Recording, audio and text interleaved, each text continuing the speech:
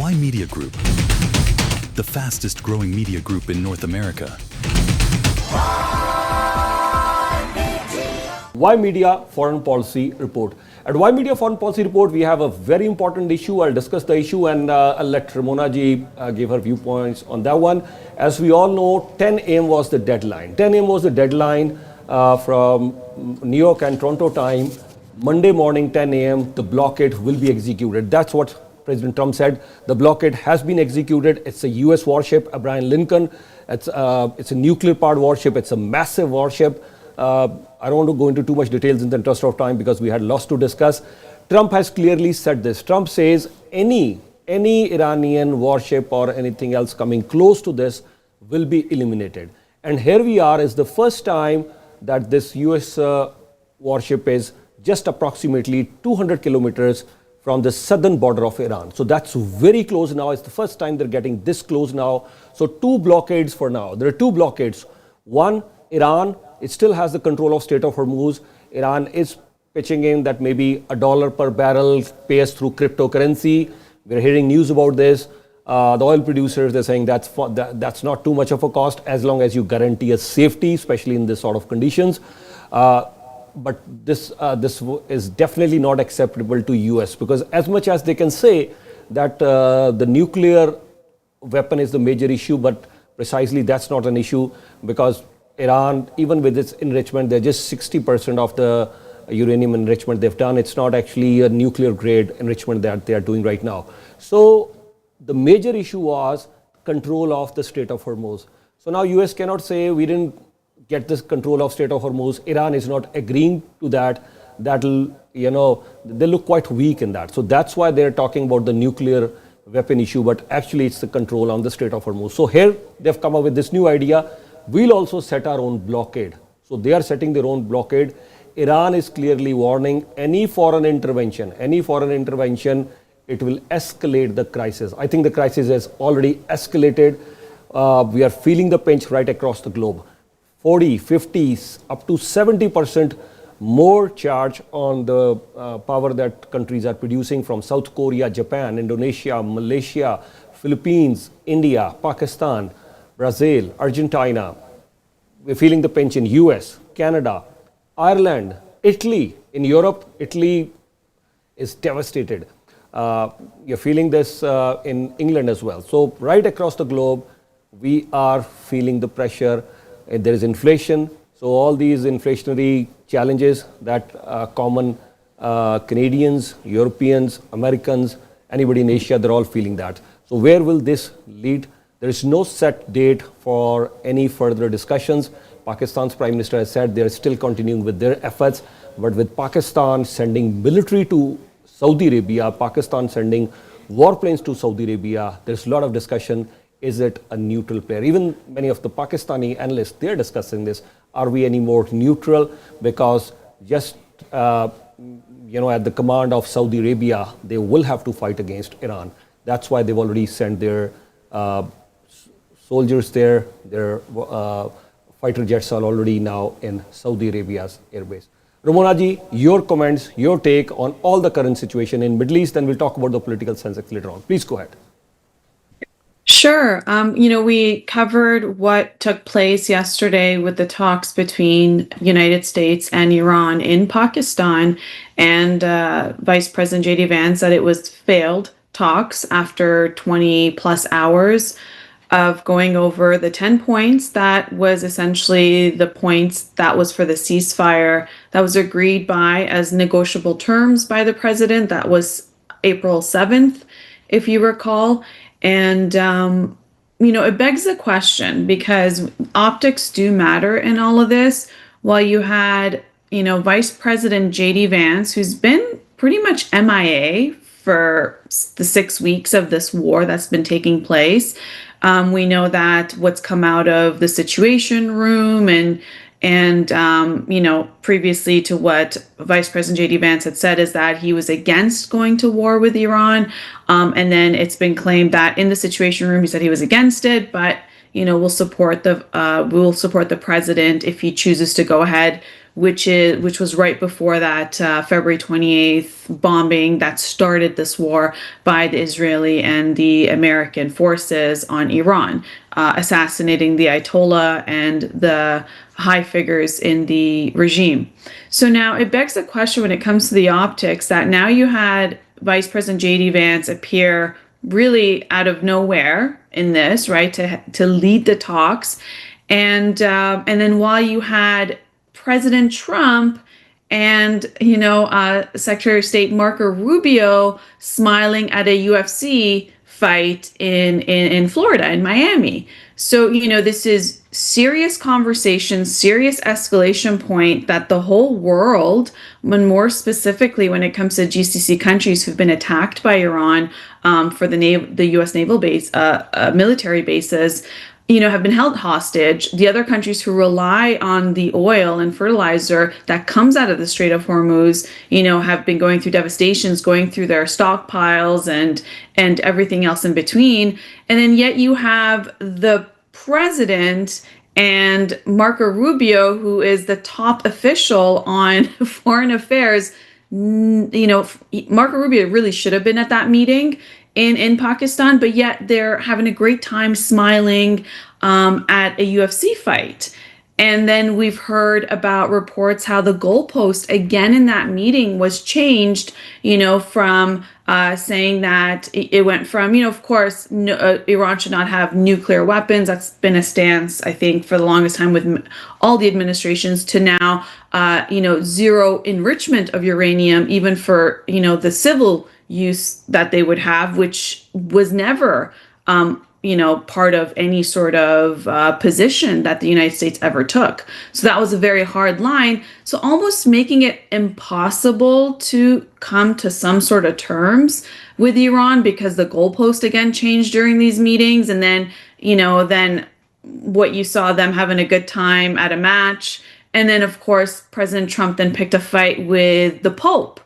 And so it's just very chaotic. And now if the main point, since it was regime change on February 28th, that changed to open up the Strait of Hormuz. Now, the goal of opening up the Strait of Hormuz, it being an issue, now you're going to even block it further. And I can explain perhaps what the United States is thinking about blocking the Strait of Hormuz when it comes to Iran and Iranian shipments.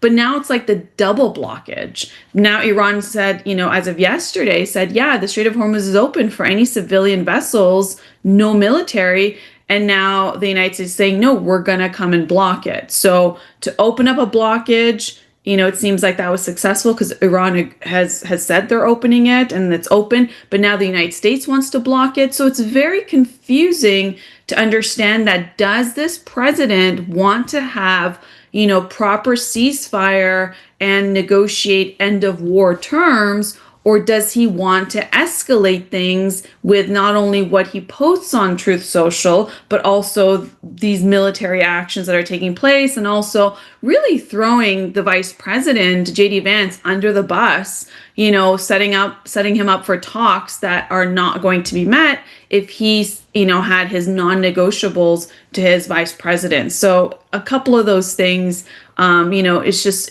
it doesn't fare well for diplomacy is what the world is asking this president of. What do you think, Iran and US, do you think they'll come back on the table once again? Because my big question, I still hope they'll come back to the discussion table. And I was expecting some sort of hint from US. So US is hinting that yes, they could have a discussion, but it's more, with due respect, I'm saying, it's more of a threats from US. That's what we are listening. I mean, President Trump is continuing his threats regarding Iran. We can take Iran down in a day. I was listening to the interview of President Trump on Sunday on Fox News. So there are more sorts of threats, and they have escalated because they have set up a blockade. On the Iranian side, as much as they are threatening back as well, they said, we're willing to fight back, but from the parliamentary speaker to foreign minister to the president, they're all saying, deal is not off the limits. We could still have a deal. Pakistan is trying its best So what do you think? Will the discussions resume or no? Well, that's the point I was just making, is that it appears that it's trying to go for escalation from the United States part, because going from no enrichment of uranium for Iran is a very hard line, which Iran is not going to agree on, because prior to that, if you recall, under the deal they made with Obama, it was supposed to be at 3.6, under the JCPOA. And then when Trump tore up that entire agreement, then Iran went up to 20 to 60. When it comes to enriching their uranium. Essentially, there was always the ability to enrich it for civilian purposes. And now this president is saying no enrichment of uranium. So there you already have no terms. And then we know on the 10-point ceasefire points that Iran had put forward, that President Trump said on his Truth Social that are negotiable, was Lebanon, the strikes on Lebanon should also have a ceasefire there by Israeli forces. And we know that was never, done. And that's been an escalatory point as well.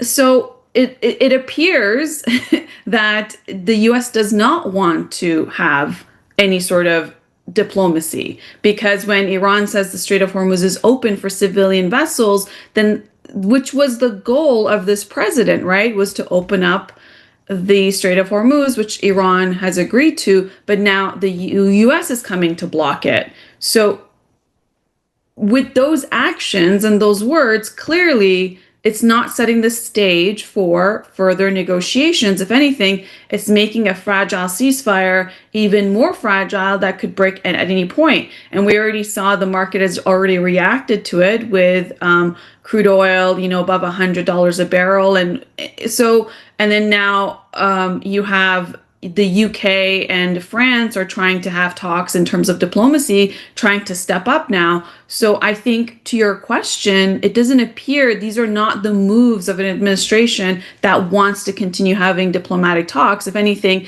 escalation could happen any moment, because Iran said if any military vessels come, then retaliation would proceed. So it seems like it's poking on retaliation from the American side. Yeah. Anyways, tensions are bring up. I also want to, so since Ramona, I want to ask you, we always talk about, how these things are, inflicting challenges for a common person. So it's not just the inflationary challenges, the gas prices are also up, but the economy was already facing its challenge. At a global level, we know whether the European countries, they are facing challenges for many years, even this year, even before all this escalated because of tariffs. Even before tariffs, if I may, even before tariffs, the challenges were already there. Then comes tariffs, and now it's the war. So with the addition of tariffs, with the addition of war, I think for anyone living in US, Canada, anywhere across Europe, India, anywhere in Asia, Africa for that matter, I think the challenges are on the rise. I want to listen from you, please.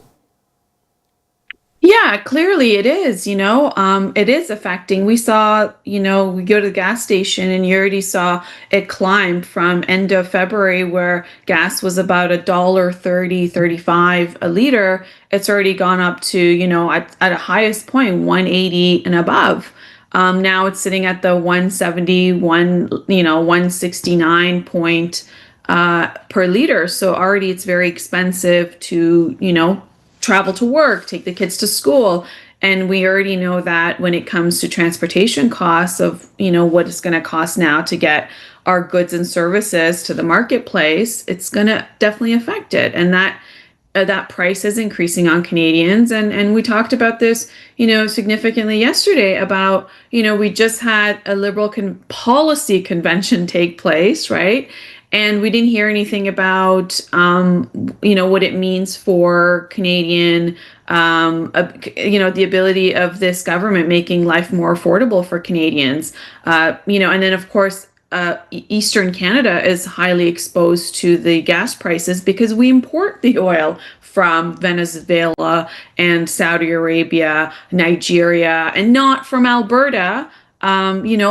in our own country. So this is kind of the situation that we're in. So, that's why I stress that we need to hear more from our government, more from our elected cabinet members who are responsible for these files to tell us what is the plan. Because, as President Trump is having a great time at the UFC fight yesterday, while this massive talks that the entire globe was looking at was taking place in Pakistan that didn't go so well. Then he started attacking the Pope, and we can get into that because that is a critical thing to talk about. And then we know it's only a matter of time until his attention turns back to Canada because. Number one, oil reserves Venezuela. He's got that under control. Number 2 and 3, which is from the region that is in war right now when it comes to Saudi Arabia, then it comes to Canada. So you have Russia, then Canada, and Venezuela. So we know it's a matter of time where he's going to again want to talk about the 51st state or something like it to be able to have access to Canadian natural resources and oil. And I'd like to hear from our leaders, our cabinet ministers who are responsible for this file, as well as the Prime Minister. What is the plan? What is the plan for Canadian sovereignty? We know that he's highly unhinged. At the end of it, he's unhinged, and it really comes down to the Democrats can file their impeachment files, but then there's the 25th Amendment, which really it's his cabinet and the Vice President that can move it forward to remove this sitting president. It's probably unlikely that that's going to happen, but really, when you're looking at the mass escalation of things, it's severe. I mean, I want to refer back to him posting an AI image. We have it of himself as a Jesus-like figure, healing people, and this is while he was attacking the Pope, who was asking for diplomacy and for people to choose peace. There you go. He posted that, and then he took it down afterwards. And we know that on Easter Sunday, which was, the resurrection of Jesus Christ, he went in on his Truth Social, dropping the F-bomb, talking about ending a civilization and saying, praise be to Allah. So we know that this is highly unstable administration, highly unstable president. So when it comes to affordability relies on stability, right? Affordability is a plan on stability, on the markets being stable, on predictability, and this is highly volatile. And what is the buffer that Canada have? And can Canada have a buffer to all of this, given that we still rely on the United States? They are our biggest trading partners. As much as Prime Minister Mark Carney may fly to China, India, and everywhere else, we cannot replace the Americans as our biggest trading partners. And tariffs are essentially economic sanctions. So when you look at when Russia invaded Ukraine and had sanctions, and then when you look at somewhere like Iran that's had sanctions and embargoes since the beginning of this regime, about half a century, tariffs are sanctions, right? They're sanctions in other words, right? And it is used for economic pressure of a country, so they fold when it comes to negotiations. And that's essentially it. We've seen Russia not fold on it, right, with the sanctions and embargoes, and it's still doing what it needs to do. We saw that from Iran. But when it comes to Canada, that highly relies on the United States as our trading partner, and having tariffs from them, that is to hurt our economy. It is to hurt our jobs. It is to hurt our way of life. It is to hurt our ability to afford things. Basic things, Canadian, as a first world nation, we're talking about, can I have my basic necessities of food, shelter, water, clothing? And then when it comes to shelter, we're talking about obviously heat, hydro, which is the basic things. This is where the conversation of a first world nation has gone to. And then you have to guess, why is that? Canada has every ingredient it has to become a superpower. It's got the waterways, it's got the Arctic, it's got the Atlantic, it's got the Pacific, it's got abundance of natural resources when it comes to oil and everything else in between. It's got an educated workforce. It has a workforce.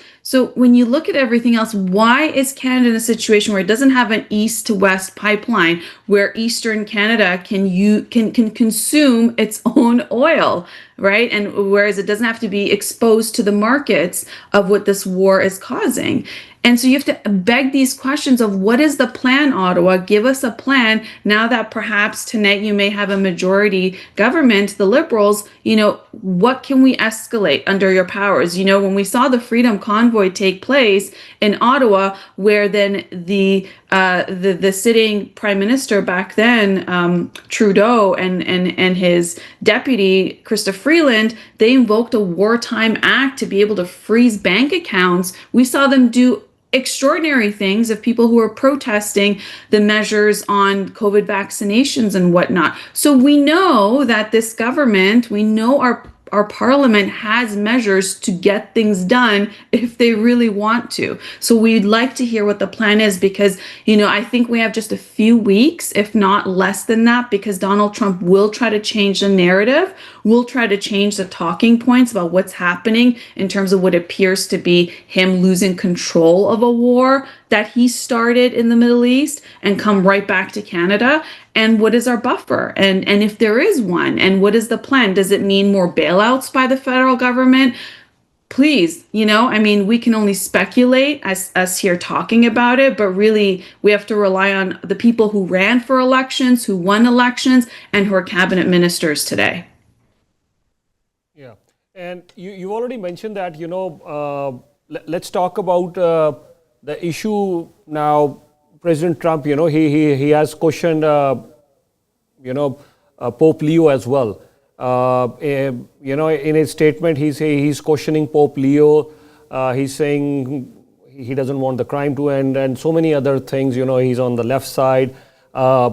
We've heard Pope Leo, he was just saying this, that, those in power should end the war. You were mentioning this in the yesterday's program that those in power should talk that how we should be ending the war. So Pope Leo has asked, let's end this war. Those in power should end the war. He's not very happy the way things are shaping up for US in Venezuela or Iran. So he's questioning that. Pope Leo is questioning that. British Prime Minister Keir Starmer, we heard him as well. We'll talk about that later. He's also, now directly criticizing Trump. And the NATO has said we're not going to be part of this. So I'll talk about Keir Starmer and NATO now talking quite openly. But here is President Trump questioning, targeting Pope. Pope says, I don't have any fear whatsoever of Trump administration. So your take on this, please. So Pope Leo is the first American Pope. And, and he took the opportunity in his Sunday service talking about peace and for people to reach out for civilians to pressure their leaders for diplomacy. And why do civilians need to do that? Because it seems like the leaders are not trying to have diplomatic talks, like just covering what happened in Pakistan with the talks between the United States and Iran. So the Pope is urging, for diplomacy, peace over war, which you would expect a religious leader to, right? And then you have President Trump come and attack him on on things about him being easy on crime and weak on crime, terrible on foreign policy. And really just going at the Pope and saying that it's because of him, the Pope, Pope Leo has become the Pope. And so really making outrageous remarks when really the Pope was talking about, in terms of diplomacy and to call out, delusions of omnipotence of like ego and power display and war mentality, as you would expect a religious leader to do so. And it's what we actually need to hear at this times.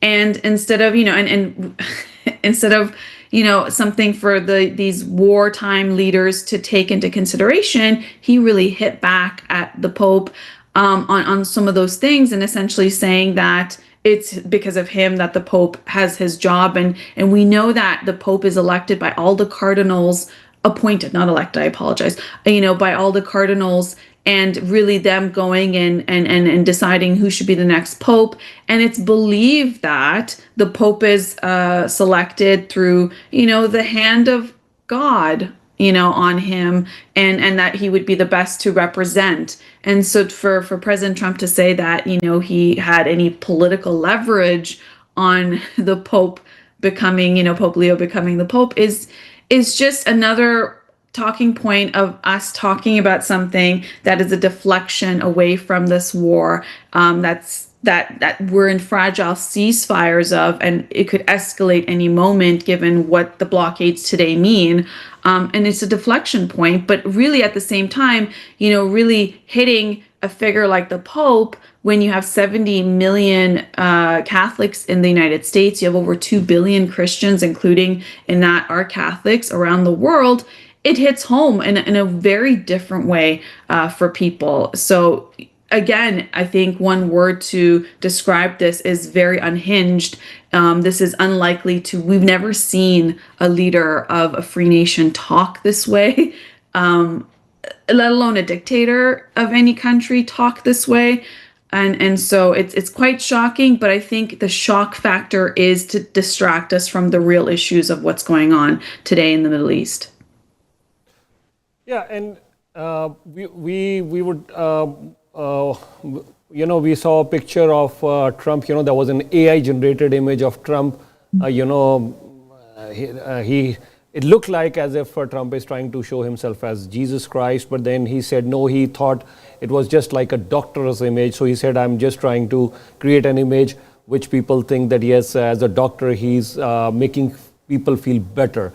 So we don't want to show that picture too often, because now President Trump has taken that picture off now. And but still this begs a question. There are many people who are already offended. They're questioning, why would you put out a picture like that? Sometimes you put out a picture as if you're the Pope, as a Jesus Christ. So let's refrain from that, especially you've been attacking Pope as well. Ramonaji, your take on this? Yeah, I mean, it's important to show what this is the president. He posted this on his Truth Social, and it's important for us to remember what's really taking place throughout all this time. So I think it's a deflection from the realities of things, which is, the Strait of Hormuz that now the Americans are blockading. Before it was the Iranians, now it's the Americans that are blocking the Strait of Hormuz.